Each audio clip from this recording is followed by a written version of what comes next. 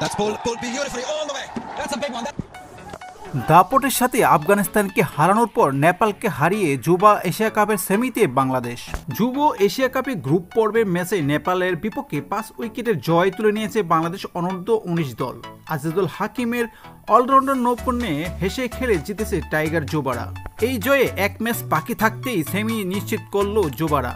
দুবাইয়ে আন্তর্জাতিক ক্রিকেট স্টেডিয়ামে টসে জিতে নেপালকে ব্যাটিংয়ের আমন্ত্রণ জানায় বাংলাদেশ। ব্যাটিংয়ে নেমে 45.4 ওভারে 141 রানে অল আউট হয়ে যায় নেপাল। দলের হয়ে সর্বোচ্চ রান করেন 43 আকাশ ত্রিপাঠীর ব্যাট থেকে। এছাড়া উত্তম মাগার 69 বলে 29 রান করেন আর 35 বলে 29 রান করেন। আজকের ম্যাচে অভিষেক হওয়া তিওয়ারি। 3 জন ব্যাটসম্যান বাকি রেখে বাকিরা কেউ আর 2 অঙ্কের কোঠা ছুঁতে পারেনি।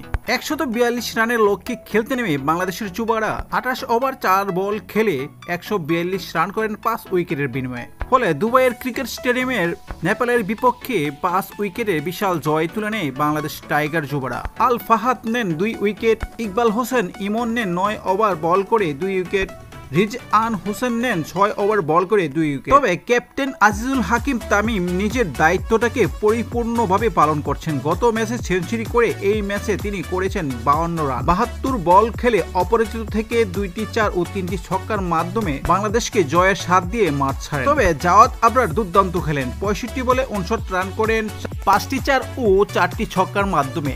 অনেকটা টি-20 মেজাজে ব্যাট করেন আবরার। জাওয়াদ আবরার ও আজিজুল হাকিম তামিম এই ক্যাপ্টেনের অনবদ্য ইনিংসে সহজে জয় তুলে নেয় নেপালের বিপক্ষে। আগামী মঙ্গলবার তৃতীয় ও শেষ ম্যাচটি অনুষ্ঠিত হবে শ্রীলঙ্কার বিপক্ষে। সেই ম্যাচটি দেখার আমন্ত্রণ জানিয়ে যারা এখনো চ্যানেলকে সাবস্ক্রাইব করেনি প্লিজ সাবস্ক্রাইব করে নেবেন। আল্লাহ হাফিজ।